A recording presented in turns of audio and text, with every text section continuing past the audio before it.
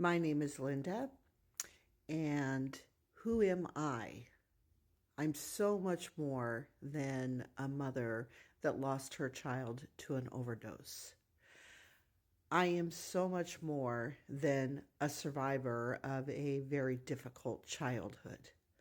And I am so much more than a college graduate that has a master's degree. I'm so much more than a wife and a grandmother. I'm so much more to any of these things. All these things have happened to me and are a part of my life, but they don't define who I am. So I want to show you something.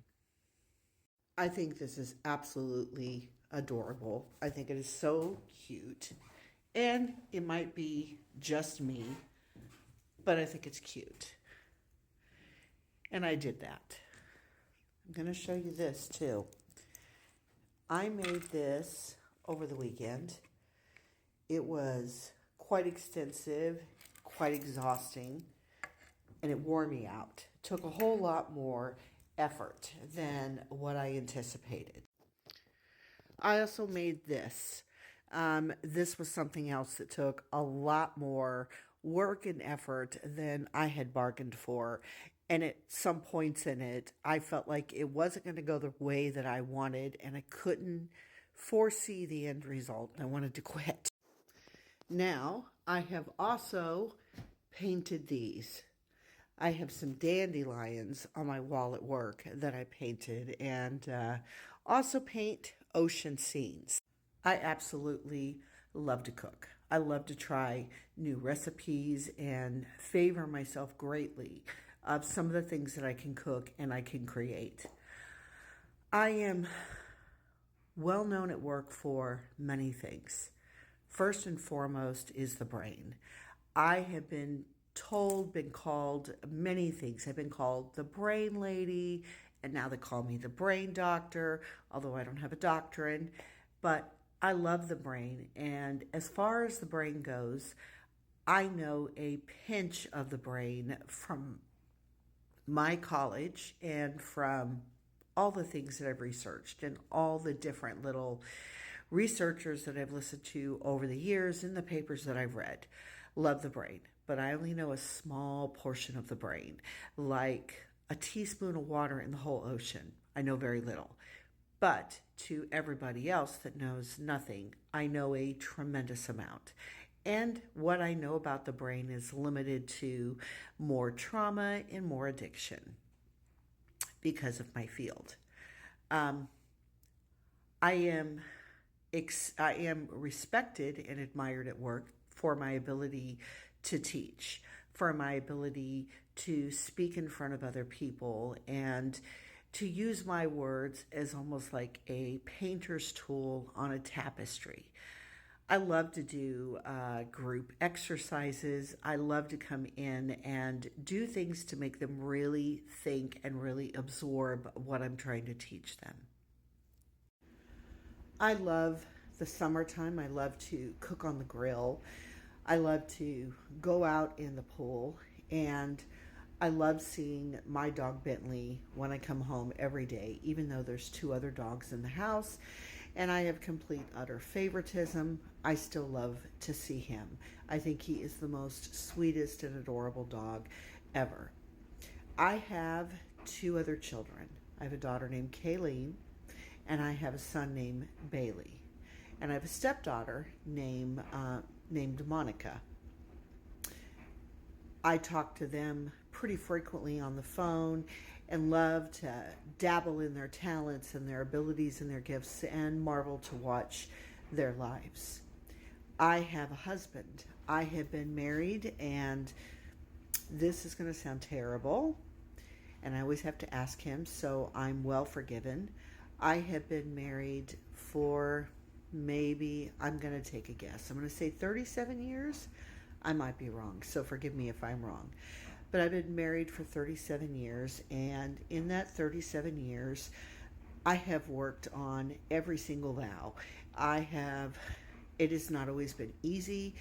It's not always been fun, and there's been days I roll over and I look at him and I say, what the hell did I do? Why did I get myself here? What am I doing here? And there's been other days where I turn and I look at him and I say, he's got to be the most wonderful man on the face of the earth. He's always treated me with kindness and love and gentleness. I don't even think he's ever raised his voice or spoke ill of me. He's always been very loving and very gentle. I've probably been the one that could be more problematic. I tend to be opinionated, sometimes don't have a filter like I should. And if I don't like you, there's no bones about it. You won't have to guess, you won't have to wonder, and you will immediately feel it. It will just radiate off me like you've never seen. I have this dry sense of humor.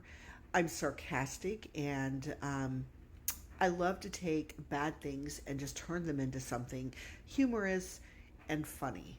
And I do that a lot. Whatever it may be, I get people rolling all the time at work. I am creative by nature, 100%. I love to create things, I like to make things. And there's so many things in my life that I've yet to accomplish. I say all this because of a reply I got from one of my dear friends, Alex, when she talked about my introduction with my daughter. It's not the first conversation that somebody's had with me about that. My aunt also had that conversation with me a few days ago. Not the same one, but pretty close to it. And I realized in the course of my grieving and in the course of any trauma, no matter what it is, when you undergo a trauma, one of the things that happens is you slowly pack up everything that you are piece by piece and you put it away.